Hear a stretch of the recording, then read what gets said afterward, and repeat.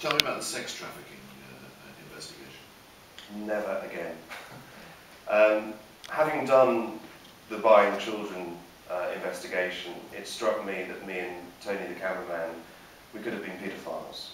The Romanian government said you would never have got the children out of the country. Well, we all know that traffickers get human beings out of countries and into other countries. I'm not a trafficker, I don't know how they do it. But, you know, I certainly knew it was happening. But it did strike me that we didn't even have to take them out of the country. We think of poor Madeleine McCann and other millions of children that go missing every year. And that kind of stayed with me for about a year. And I just felt the need to look into it further. And when I did, Romania came up again as the biggest source, according to the United Nations, the biggest pool, the biggest resource of human trafficking. Because it's poor, people will sell their children, we already know that. It's a paradise for traffickers.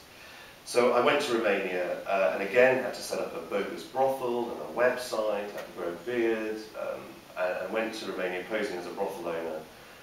And sorry, it's just my life is quite bizarre.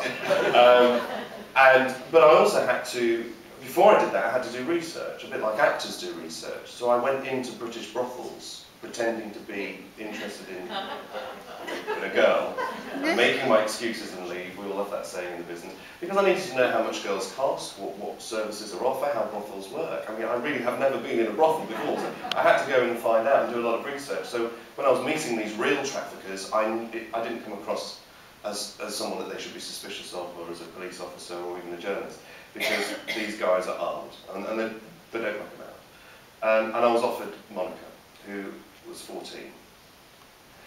That put ITN in a dilemma.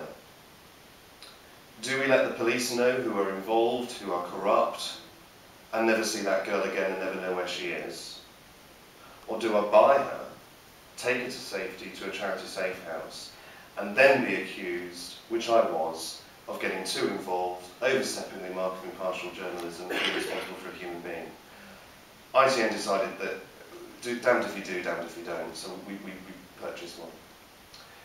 And unfortunately Monica died from syphilis, from unprotected sex. But you know, the last few months of her life she was taken care of and shown love, which she'd never seen before. Her parents sold her to a trafficker when she was 9 for a debt. The process then that we found was that once a trafficker like me buys a girl in Romania, you then sell her on to other traffickers in other parts of Europe at a profit. You don't want to keep this girl, you don't want to sneak her into Britain, you'll go to jail. So then I ended up doing business with Bogdan and various others in the Czech Republic who offered me girls like Monica from 14 to 20 years old, who by this time had completely accepted their fate, that they were going to be prostitutes. And they don't chain them to walls, they don't beat them up, because if you do that, you've got damaged goods, you've got a problem. What they do is they reward them. So these girls realise that if they do have sex with the clients, they don't get beaten up, they get food, they get nice clothes. So they accept their fate to make their lives easier, and then that's all they know. And the process that we discovered, and Scotland Yard and Interpol were just gobsmacked by my footage because it was new to them. They don't actually sell these girls to British brothels, they rent them to British brothels. That makes the girls disorientated about where they are. It keeps the clients interested because there's always new girls at the brothel. And you know, he said to me, you know, Zdanek, one of the traffickers, said to me, "Why would you want to buy these girls? It's like buying a car, you just want to get rid of it. Just hire a car, and when you get sick of it, hire another one." And they flew them out on EasyJet and Be My Baby and all these other cheap airlines. And of course they have European passports, so they can come into the country with a return ticket, they bring them to your brothel, job done. You made, last question before I open it up, you made reference to, you know, these people don't muck about and so on.